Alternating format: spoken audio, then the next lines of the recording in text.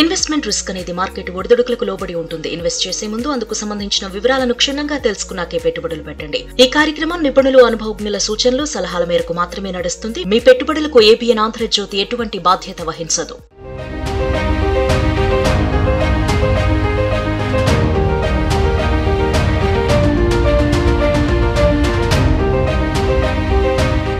Welcome to Money Mantra. I wish all the investors in Telugu states a very happy and successful with peaceful new year. Because ఇక్కడ నుంచి మనం చేసే journey కూడా ఎలా ఉండాలంటే సమగ్రమైనటువంటి సమాచారం మన దగ్గర ఉండాలి. దాన్ని అంతా కూడా ప్రాసెస్ చేసుకోవాలి, సరైన నిర్ణయం తీసుకోవాలి. తీసుకున్న నిర్ణయం పైన ఎంతో ధైర్యం కూడా మనకు ఉండాలి. అలా జరగాలి అంటే మీలో ఎంతమందికి ఆసక్తి ఉందా అని పోయిన వారం మేము అనౌన్స్ చేసాం. ఎల్బీ నగర్లో ప్రోగ్రామ్ చేస్తాము అంటే దానికి వచ్చిన స్పందనని బట్టి మాకు అర్థమైంది ఏంటంటే తెలుగు ఇన్వెస్టర్లలో చాలా అత్యధిక శాతం మంది తమకి కావాల్సిన సమాచారం పొందడానికి ప్రయత్నిస్తూ ఉంటారు. వచ్చిన అవకాశాన్ని ఏది మిస్ అవ్వరు అని తెలిసింది. ఇటువంటి ప్రోగ్రాంలు ఎన్నైనా మేము చేయడానికి రెడీ, ఫ్రీగా కూడా చేయడానికి రెడీ. కారణం మీరు మాతో ఒక డీల్ చేయకపోయినా కూడా కనీసం మీరన్నా మంచి నిర్ణయం తీసుకోవడానికి మీ అంతటా మీరు స్వశక్తులు అయితే కనుక చాలు. ఈరోజు పోయిన వారం మేము ప్రామిస్ చేసిన టాపిక్ గురించి చర్చిస్తే దాంతోపాటు వివరాలు అందించడానికి స్టూడియోలో నాతో పాటు యశ్వంత్ కూడా రెడీగా ఉన్నారు. ఇప్పుడు మెయిన్ టాపిక్లోకి వచ్చేద్దాం.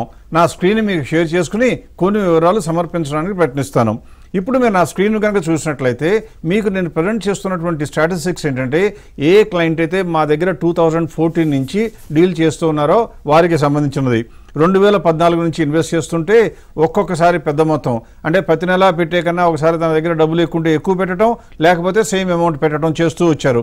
ఎక్కడా కూడా ఒక్క నెల కూడా మిస్ అవ్వకుండా.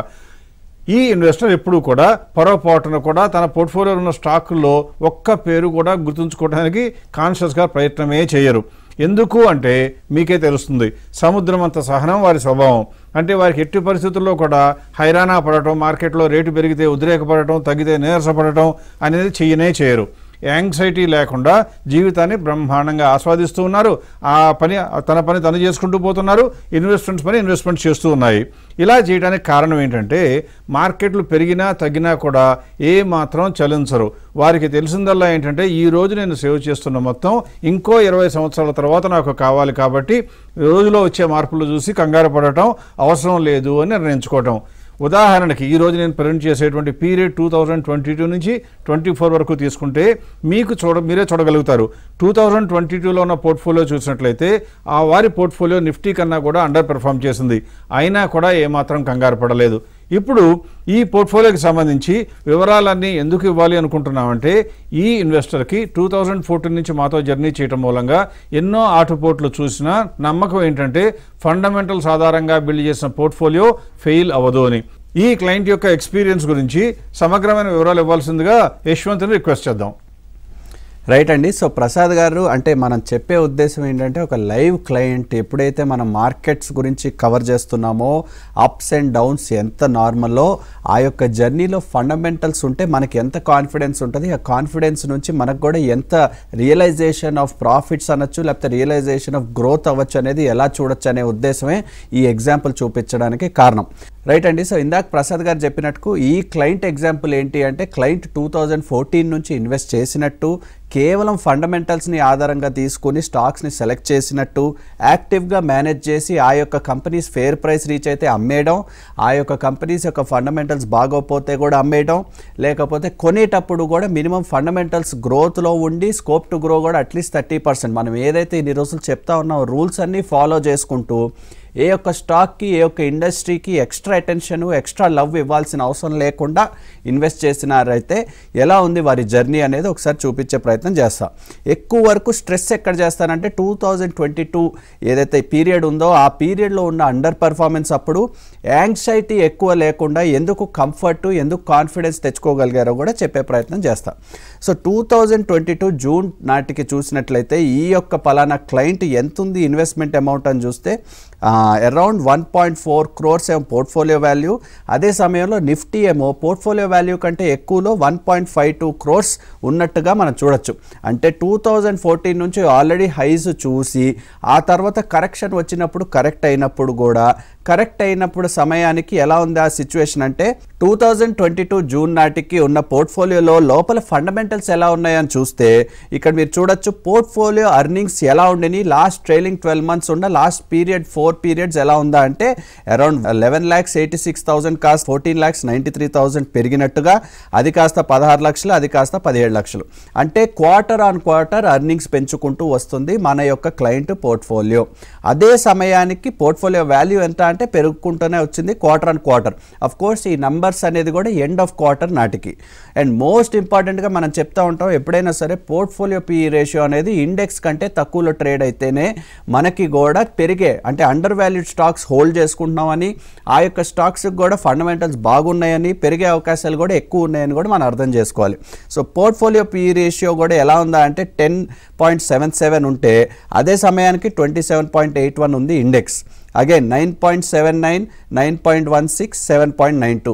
ఎప్పుడు చూసినా సరే ఇండెక్స్ కంటే తక్కువలో ట్రేడ్ అవుతుంది. అఫ్ కోర్స్ పోర్ట్ఫోలియోలో ఎవ్రీ టైం అలా ట్రేడ్ అవుతుందా అంటే ఫ్యూ కేసెస్లో ట్రేడ్ అవ్వదు. ఎప్పుడైతే రీసెంట్గా కొత్తగా ఇన్వెస్ట్ చేస్తున్నారో మనం అప్పుడు సమయంలో కొద్ది గొప్ప equal to index, maybe little bit over index ఉండొచ్చు. కానీ ఇంత జర్నీ పార్టీకి చూస్తే almost most of the cases index కంటే తక్కువలోనే పోర్ట్ఫోలియో పిఈ ఉంటుంది.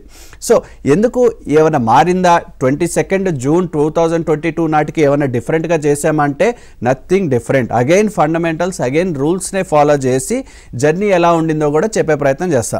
అగైన్ డిసెంబర్ 22 సిచ్యువేషన్ ఏమన్నా మారిందా? Almost similar. పోర్ట్ఫోలియో వాల్యూ వచ్చేసి 1.7 crores, నిఫ్టీ అమౌంట్ వచ్చేసి 1.77. అగైన్ జస్ట్ బికాజ్ నిఫ్టీ కంటే తగ్గింది కదా అని ఇన్వెస్ట్మెంట్ చేయటం మానేలేదు ఈ క్లయింట్.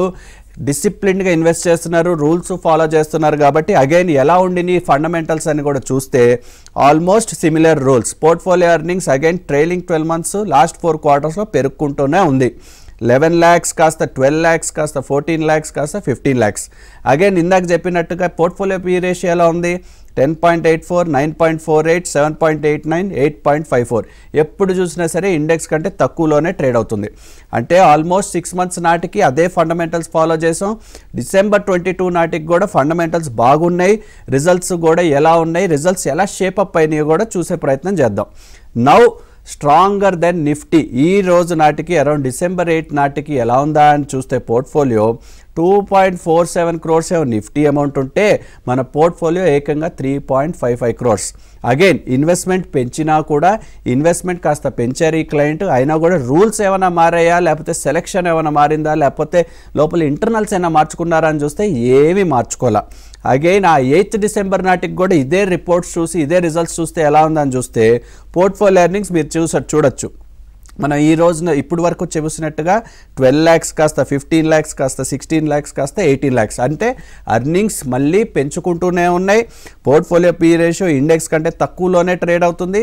కొత్తగా ఏమైనా చేసామా ఈ క్లయింట్కి, రూల్స్ ఏమైనా మార్చామా, లేకపోతే స్పెషల్ స్టాక్స్ ఏమైనా స్పెషల్ ఫోకస్ పెట్టి సెలెక్ట్ చేసామా, ఏమీ చేయలేదు.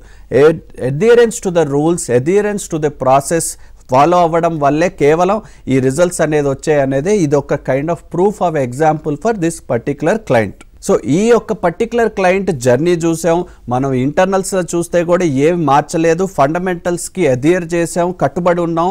ఆ రూల్స్ని కూడా ఫాలో చేయటం వల్ల రిటర్న్స్ ఎలా ఉండిని, ఆ డిఫరెంట్ ఫేజెస్ ఆఫ్ జర్నీ అనేది సహజం అని కూడా ఇన్వెస్టర్స్కి తెలుసు.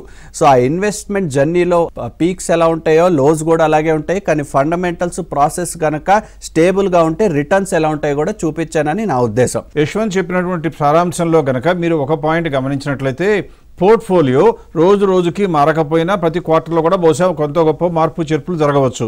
ఎప్పుడూ కూడా ఆ క్లయింట్కి ఆ రోజు ఉన్న పోర్ట్ఫోలియో కనుక గడిచిన సంవత్సరంగా ఉన్నట్లయితే ఎలా ఎర్నింగ్స్ ఉండేవో చూపించడం జరుగుతుంది. అందువల్ల మీరు గమనించాల్సింది ఏంటి, మీ దగ్గర ఉన్న ప్రస్తుత పోర్ట్ఫోలియో ఎర్నింగ్స్ బాగుండాలి. కానీ మీరు సంవత్సరం క్రితం చేసిన ఉన్న పోర్ట్ఫోలియోకి లేదా సంవత్సరం తర్వాత కొందాం అనుకున్న పోర్ట్ఫోలియోకి ఇప్పుడు ఎర్నింగ్స్ చూడటం అనేది కేవలం మీనింగ్లెస్. అటువంటి చర్యలు మేము చేపట్టాం. యూజువల్గా ఇన్వెస్టర్స్ని కూడా ఎంకరేజ్ చేయం. అందువల్ల ఈ ఇన్వెస్టర్ మనశ్శాంతిగా ఉండటానికి కారణం ఏంటంటే వారికి తెలిసిన అంశం, నాకు పోర్ట్ఫోలియోలో ఉన్న షేర్లు అన్నీ పెరుగుతూనే ఉంటాయి లాభాల రూపంలో, అంటే ఆ కంపెనీల యొక్క లాభాల రూపంలో. మొత్తం పోర్ట్ఫోలియో ఎర్నింగ్స్ చూస్తే పెరుగుతూ ఉంటాయి. ఎక్కువ సార్లు నా యొక్క పోర్ట్ఫోలియో పీ రేషియో ఇండెక్స్ కన్నా తక్కువ ఉంటుంది. కాబట్టి నాకు కాక ఇండెక్స్కి నాకన్నా లాభం ఎలా వస్తుందని ధైర్యంగా ఉండటానికి అవకాశం ఉంటుంది. ఇప్పుడు మనం ఏం చేద్దామంటే ఇంకా కొద్దిగా ముందుకు తీసుకెళ్ళిపోయి నా స్క్రీన్ షేర్ చేస్తూ ఇంకొన్ని వివరాలు మీకు చెప్పే ప్రయత్నం చేస్తున్నాను. ఇక్కడ మీరు చూసినట్లయితే ఈ సమయంలో అంటే 2021 డిసెంబర్ క్వార్టర్ నాటికి నిఫ్టీ ఎంత ప్రైస్లో ఉన్నది, ఆ తర్వాత 22 మార్చి చివరికి ఎంత ఉంది, అలా క్వార్టర్ ఎండింగ్ నిఫ్టీ ఎంత ఉందో వేసుకుంటూ వచ్చి ఇప్పుడు వరకు వేసుకుంటూ వచ్చినట్లయితే అంటే 2024 డిసెంబర్లో 24 వరకు కనుక చూసినట్లయితే నిఫ్టీ ఎలా పెరిగిందో చూస్తే దానికి మనం అంతకుముందు ఆల్రెడీ లాస్ట్ వీక్ తెలుసుకున్నట్లుగానే 10.99% వరకు పెరిగింది. అయితే 10.99% పెరిగితే అదే సమయంలో ఈ ఇన్వెస్టర్ యొక్క మనోధైర్యం ఏదైనా సన్నగిల్లటానికి అవకాశం ఉందా అంటే ఇంత కూడా అవకాశం లేకుండా ఆ ఇన్వెస్టర్ యొక్క పోర్ట్ఫోలియోలో వచ్చినటువంటి కాంపౌండ్ యాన్యువల్ గ్రోత్ రేట్ ఎంతో చూస్తే 25.98, అంటే ఇండెక్స్ కన్నా ఏకంగా 15-16% ఎక్కువ వచ్చింది. అందరికీ ఇలా వస్తుందని చెప్పడం మా ఉద్దేశం కాదు. మేము చెప్పేదల్లా మీరు కనుక సరైన ప్రాథమిక సూత్రాలు ఫాలో అయితే మీకు వచ్చే గ్రోత్ని ఆపటం ఎవరి వల్ల కూడా వీలు కాదు, ఖచ్చితంగా లాభాలు వస్తాయని చెప్పటం. ఇప్పుడు ఇంత తెలిసినా కూడా ఏం జరుగుతుందో కూడా చూద్దాం.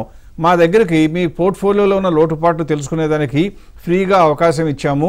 కాబట్టి మీరు కనుక పోర్ట్ఫోలియో మాతో షేర్ చేసుకోండి అని చెప్తే పోయిన వారం కూడా డీటెయిల్స్ ఇవ్వడం జరిగింది.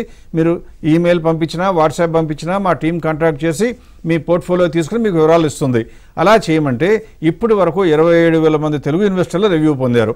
అందులో ఎన్నో వేల మంది, అంతా 27,000 అని చెప్పను కానీ దాదాపుగా 4,000 కన్నా ఎక్కువ మంది తమ పోర్ట్ఫోలియోస్ని మాతో సంప్రదించి అవసరమైన రీబ్యాలెన్స్ అన్నా కొంతవరకు చేసుకోవడానికి ఉపయుక్తమయ్యారు, కొంత గొప్ప చేసుకోగలిగారు. మిగతా వారు మాత్రం రిపోర్ట్ వచ్చింది, దాని గురించి అర్థం చేసుకోవడానికి కూడా టైం ఉండదు, అసలు ఉండదు. వాళ్ళకి ప్రైసెస్ చూస్తారు తప్పితే ఫండమెంటల్స్ చూడటం అనేది ఆసక్తి చూపించకుండా రిపోర్ట్ మడతపెట్టి కప్బోర్డ్లో పెట్టుకున్నారు తప్పితే ఏమీ చేయలే. అంటే వాళ్ళ పోర్ట్ఫోలియోలో మార్పులు ఏమీ చేయలే. అంటే వారు ఏం చేసినట్టు శ్రద్ధ కన్నా శ్రమ కన్నా కూడా అదృష్టాన్ని నమ్ముకుంటున్నారు. అంటే వాళ్ళు అనుకునేది ఏంటి, నేనంతా కూడా ఒక మంచి పోర్ట్ఫోలియో కొన్నాను, పెరిగితే బాగుండు, వెంకటేశ్వర స్వామికి నమస్కారం పెడతాను, లేకపోతే ఇంకొక ఇష్టదైవానికి నమస్కారం పెడతాను, కొబ్బరికాయ కొడతాను, పెరుగుదని ఆశపడతారు. అది ఎంతవరకు సమంజసమో మీరే ఆలోచించండి. అది దేంతో సమానం అంటే ఏయో అద్భుతాలు జరిగి వీరి పోర్ట్ఫోలియోలో ఉన్న షేర్లే పెరిగి వీరికి విపరీతమైన లాభాలు వస్తాయనుకుని ఉండవచ్చు. అది నేను తప్పుపట్టను, వారి ఇష్టం. ఎట్ ద సేమ్ టైం ఒకవేళ కనుక అప్పటికీ ఇప్పటికీ కనుక వాళ్ళ పోర్ట్ఫోలియో చూస్తే అంటే ఎవరి పేరో చెప్పను, ఏ క్లయింటో చెప్పను, ఏమి షేర్లో కూడా చూపించను. కానీ మా దగ్గర అంతకుముందు గతంలో వచ్చిన వాళ్ళు అంటే 23లో వచ్చిన వాళ్ళు ఒకళ్ళిద్దరు, 24లో వచ్చిన వాళ్ళు ఒక పోర్ట్ఫోలియోలు తీసుకుని కేవలం శాంపుల్గా 3 పోర్ట్ఫోలియోలు తీసుకుని నేను ఏం చేయబోతున్నానంటే వాళ్ళు ఇచ్చిన పోర్ట్ఫోలియో ఆ తర్వాత మాతో చర్చలు చేయలేదు, నా లెక్క ప్రకారం రీబ్యాలెన్స్ చేయకపోతే వారు నమ్మిన సిద్ధాంతం కొను మర్చిపో, బై అండ్ హోల్డ్ అంటారే, అలా ఉద్దేశం ప్రకారం అదే పోర్ట్ఫోలియో కంటిన్యూ అవుతున్నారు అనుకుని నేను కొద్దిగా కూడా ఇంకా చేయడానికి ట్రై చేశాను. ఏమని, ఇలాగే వెయిట్ అండ్ వాచ్ చేస్తుంటే వాళ్ళ పోర్ట్ఫోలియోలు అప్పటి నుంచి ఇప్పటికి ఎలా వచ్చినాయో చూడటానికి వీలుగా మొట్టమొదటి ఒక పోర్ట్ఫోలియో చూపిస్తున్నాను. ఈ పోర్ట్ఫోలియో ఆగస్టు 2023లో మాకు వచ్చింది. 24 కాదు, 23లో మా దగ్గరికి వచ్చినప్పుడు ఆ యొక్క పోర్ట్ఫోలియో మొత్తం ఇచ్చేసి అందులో వాళ్ళు అడిగింది ఏంటంటే దాదాపుగా 28 లక్షల రూపాయల పోర్ట్ఫోలియో ఉంటే వాళ్ళ ఎర్నింగ్స్ చూస్తే మీకు స్క్రీన్ మీద కనపడుతుంది చూడండి ఎలా ఉంది. ఇప్పుడు 24 చూస్తే 76,000 అలా 82,000, 87,000, 99,000 ఎర్నింగ్స్ పెరిగినట్టే కనపడుతుంది. కానీ PE రేషియో చూస్తే మాత్రం ఎప్పుడూ కూడా ఇండెక్స్ కన్నా విపరీతంగా ఎక్కువ ఉంది. అంటే ఏం అర్థం చేసుకోవాలి మీరు, ఇటువంటి పోర్ట్ఫోలియోలోకి లాభం రావడానికి అవకాశం ఉందా అంటే ఆ రోజు మంచి అయ్యి ఉండొచ్చేమో కానీ ఎర్నింగ్స్ పెరిగిన PE రేషియో అంటే మీరు మంచి వస్తువు కొనుక్కుంటాను అని డబల్ రేటు పెట్టుకుంటే మీరు తెలివైన వాళ్ళు ఎలా అవుతారు? ఆర్థిక సూత్రాల ప్రకారం సరసమైన ధరలకి లేదా చౌక ధరలో కొనుక్కునేవాడు తెలివైన వాళ్ళు అవుతారు. కానీ ఎక్కువ రేటు పెట్టినా లేదా ఎక్కువ రేటు వచ్చినా అమ్మకుండా అట్టే పెట్టుకున్నా మీరు తెలివైన వాళ్ళ అంటారంటే మీ విచక్షణకే వదిలిపెట్టాలి. ఇప్పుడు ఈ పోర్ట్ఫోలియోలో నెంబర్ 3గా కనపడుతుంది చూడండి. 22 ఆగస్ట్ 23న వాళ్ళు మన దగ్గరికి వచ్చిన పోర్ట్ఫోలియో వాల్యూ ఎంత ఉందని చూస్తే 22 లక్షలు. అంటే వాళ్ళు తీసుకొచ్చినటువంటి అమౌంట్ 22 లక్షల పోర్ట్ఫోలియో ఉంటే అది ఇప్పటికి ఎంత అయిందని చూస్తే 25 లక్షలు అయింది. ఎంత పెరిగింది? కేవలం 10% పెరిగింది. ఇదే సమయంలో మనం గడిచిన వారం చర్చించినట్లుగా ప్రాసెస్ని కనుక ఫాలో అయి ఉన్న పోర్ట్ఫోలియో అంటే ఎవరైతే నిశ్చింతగా మన దగ్గర ఉన్నారో ఆ పోర్ట్ఫోలియోని ఈ ఆగస్ట్ 23 నుంచి 22 ఆగస్ట్ 23 నుంచి ఇప్పటి వరకు అంటే same period to period compare చేసి చూస్తే ఆ పోర్ట్ఫోలియోలో ఆ ఇన్వెస్టర్కి వచ్చిన లాభం 33.25. అంటే ఎంత నష్టపోయారు ఈ క్లయింట్? 23% నష్టపోయారు. ఎందుకు నష్టపోయారు? కేవలం ఏమీ చేయకుండా బద్ధకంగా నిద్రపోవటం మూలంగానే తప్పితే ఎవరూ వచ్చి వాళ్ళకి ఏమీ అన్యాయం చేయలేదు, ఎవరూ వచ్చి వారికి న్యాయం చేయలే. ఇలా అనాసక్తతో ఉండడం మూలంగా వచ్చిన నష్టం అది. ఇప్పుడు ఏం చేద్దామంటే ఇంకొక పోర్ట్ఫోలియో కూడా తీసుకోవడానికి ప్రయత్నం చేద్దాం. సెప్టెంబర్ 2023లో మనకి వచ్చినటువంటి ఇంకొక పోర్ట్ఫోలియో గురించే కనుక గమనించినట్లయితే ఆయన కూడా మా దగ్గర సలహా పొందడం, రిపోర్ట్ పొందడం జరిగింది. వారు కూడా ఏమీ మార్పులు చేయలేదని మేము భావిస్తున్నాం. కారణం మాతో తిరిగి సంప్రదించలేదు కాబట్టి.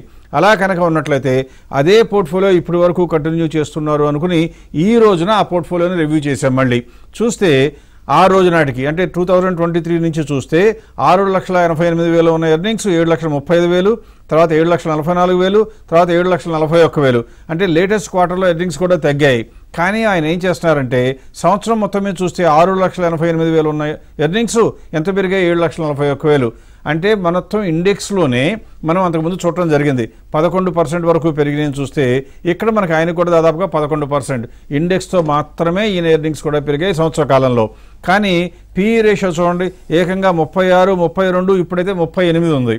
అంటే ఈయనకు అర్థం ఏంటి? ఈయన పోర్ట్ఫోలియోలో లాభాలు పెరగటం లేదు, ప్రైసులు మాత్రం తారాస్థాయిలో ఆకాశంలో కూర్చుని ఉన్నాయి. అంటే ఈయనకి ఇంకా లాభం ఉండటానికి అవకాశం ఉందా? దేవుడు కేవలం ఈయన కోసమే వరం ఇస్తే తప్పితే అది సాధ్యం కాదు.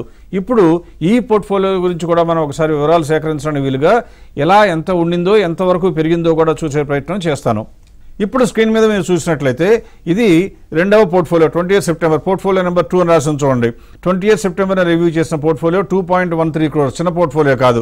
ఆయనకి ఇప్పుడు ఎంత వాల్యూ అయింది? 2.79. పని నష్టం ఏమైనా వచ్చిందా? రాలేదు, మంచి లాభమే వచ్చింది. ఆయన లెక్క ప్రకారం 24% అంటే బ్రహ్మాండంగా ఉన్నట్టే. ఇదే సమయంలో ప్రాసెస్ కనుక ఫాలో అయ్యి ఉంటే అంతకన్నా తక్కువ వచ్చేదేమో చూస్తే ఇది 25.69. అంటే 2024లో భూమి వచ్చింది కాబట్టి లాభం రావచ్చు, కానీ ఆయన పోర్ట్ఫోలియో స్ట్రెంగ్త్ బాగాలేదు. అంటే స్ట్రెంగ్త్ బాగాలేకపోయినా అవకాశం వచ్చినప్పుడు అమ్ముకోవటం రాకుండా ఉంటే ఏం జరగబోతుందో మీరే ఊహించవచ్చు. ఇలా ఇంత బ్రహ్మాండంగా 24% వచ్చిన దానికన్నా కూడా ప్రాసెస్ సంపాదించింది. ఇప్పుడు ఆఖరిగా నేను ఏం చేస్తానంటే ఇంకొక పోర్ట్ఫోలియో కూడా తీసుకునే ప్రయత్నం చేద్దాం. ఈ పోర్ట్ఫోలియో అయితే 2024 ఫిబ్రవరిలో మన దగ్గరికి వస్తే ఆ రోజున ప్రాసెస్ చేసినప్పుడు మేము ఏం చేసామంటే ఆయన యొక్క లాభాలు ఎలా ఉన్నాయో చూడడానికి ప్రయత్నించాము. దాని ప్రకారం సలహాలు, కొన్ని స్టాకులు మంచివి కాదని చెప్పడం జరిగింది. వారు కూడా ఏమీ మార్పు చేయడానికి మనస్కరించక అలా పోర్ట్ఫోలియోని అలాగే ఉంచుకున్నా నాకు పెరుగుతాయనే ఉద్దేశంతో ఉంచుకోవడం జరిగింది. ఆయనకి ఏం జరిగిందో చూడబోయే ముందు మనం ఈ రోజున ఆ పోర్ట్ఫోలియో పరిస్థితి చూస్తే 7,50,000 రూపాయలు సంవత్సరానికి క్రితం ఆయన పోర్ట్ఫోలియో ఎర్నింగ్స్ వస్తుంటే అది ఇప్పటికి కేవలం 7,56,000 అయింది. అంటే లాస్ట్ 1 yearలో ఎంత పెరిగింది? 1% పెరిగినాయి లాభాలు. 1% కన్నా కూడా తక్కువ. మరి అటువంటి పోర్ట్ఫోలియో ఉంచుకుంటుంటే తెలివైన వాళ్ళనలా, తెలివి లేని వాళ్ళనలా, అంటే ఆలోచన లేని వాళ్ళనాలో ఏమనాలో నాకు తెలియదు. కానీ చేసేది ఏంటంటే మనకున్న స్టాకు మనకు డబ్బు రూపం, దానికి ఖచ్చితంగా కూడా వాల్యూ ఇవ్వాలి. దానిలో మంచి స్టాక్ అయితేనే మంచి వాల్యూ ఉంటేనే ఉంచుకోవాలి. అలా చేయకుండా చేయడం అనేది పొరపాటు నా ఉద్దేశం. ఇక్కడ కూడా పోర్ట్ఫోలియో PE రేషియో చూస్తే 22 నుంచి ఇప్పుడు ప్రస్తుతం చూస్తే 28కి చేరింది. అంటే అసలే కంపెనీలో లాభాలు పెరగటంలా మళ్ళీ PE రేషియో ఇండెక్స్ కన్నా కూడా ఎక్కువ. మరి ఇండెక్స్ కన్నా కూడా లాభం సంపాదించాలి అంటే ఎంత కష్టమో మీరే ఊహించవచ్చు. ఇది పోర్ట్ఫోలియో 1గా ఇప్పుడు మీకు స్లైడ్లో చూపిస్తున్నాను చూడండి. మీరు స్క్రీన్ మీద కనుక చూసినట్లయితే పోర్ట్ఫోలియో 1 అంటే 23rd ఫిబ్రవరి వచ్చిన ఈయన యొక్క స్టాకులు 33 ఉంటే 1.78 crores పోర్ట్ఫోలియో అప్పుడు ఉంటే ఇప్పుడు ఎంత అయింది? 1.92. అంటే ఎంత పెరిగింది ఆయన పోర్ట్ఫోలియో వాల్యూ? కేవలం 9% పెరిగింది. ఇదే సమయంలో ఇప్పుడు యశ్వంత్ ఇంట్రడ్యూస్ చేసినటువంటి పోర్ట్ఫోలియోలో ఆ ఇన్వెస్టర్కి అదే సమయంలో అంటే ఫిబ్రవరి నుంచి ఇప్పటి వరకు ఎంత పెరిగిందో చూస్తే మార్కెట్ తగ్గిన తర్వాత కూడా ఆయనకి 27.62. అంటే ఈ పోర్ట్ఫోలియో ఉన్నటువంటి క్లయింట్ చేసిన పొరపాటు ఏమిటి అంటే ఉన్న చర్యలని, తెలిసిన సమాచారాన్ని తెలిసినా కూడా ఉపయోగించుకోలేకపోవడం. ఇలా జరగకూడదు అంటే మనం చేయవలసింది ఏంటంటే ఎట్టి పరిస్థితుల్లో కూడా వచ్చిన సమాచారాన్ని కొద్ది గొప్ప గ్రహించి వీలైనంత వరకు వాడుకోవాలి. తెలిసిన సమాచారాన్ని వాడుకోలేకపోతే ఎటువంటి నష్టాలు వస్తాయో తెలుసుకున్న మనం ఇప్పుడు వచ్చే వారంలో కూడా ఏమి మాట్లాడాలో వచ్చే వారం చర్చించబోయే అంశం గురించి బ్రీఫ్గా చర్చిస్తాను. డిజిటల్ యుగంలో ఉన్న మనం మూడో కంటికి తెలియకుండా, అంటే మీరు వేరొక వ్యక్తికి చెప్తే కానీ వారికి తెలియకుండా, అలాగే వాళ్ళెవ్వరి సహాయం మీరు పొందనవసరం లేకుండా మీ పోర్ట్ఫోలియోను కూడా ఈ రోజు ప్రజెంట్ చేసే ఇన్వెస్టర్ లాగా పూర్తి ప్రశాంతతతో నిర్వహించుకోవాలంటే మీకు ఎటువంటి సహాయం అవసరమో మీకు తెలియాలి. ఆ సహాయం మొట్టమొదటిగా మేము ఫ్రీగానే ఇస్తున్నాం కాబట్టి అక్కడి వరకు పొందవచ్చు. ఆ తర్వాత ఆ సంస్థ అందించేటువంటి సహాయాలు ఎలా ఉంటాయో తెలియాలి. ఇలా కనుక తెలుసుకున్నట్లయితే మీ అంతటా మీరు స్వశక్తితో రాబోయే రోజుల్లో వెల్త్ బిల్డ్ చేసుకోవటం అసాధ్యం కానే కాదు, ఈజీగా చెప్పాలి అంటే సుసాధ్యం. అందువల్ల మీరు ఎహనుండైనా సరే కొద్దో గొప్ప జాగ్రత్త వహించి మీ పోర్ట్ఫోలియోలో అవసరమైన మార్పులు చేయడానికి ముందుకు వస్తారని ఆశిస్తూ, అలాగే రాబోయే రోజుల్లో 2025లో అపారమైన వెల్త్ బిల్డ్ చేసుకుని ఆనందంగా ఉంటారని కోరుకుంటూ సెలవు.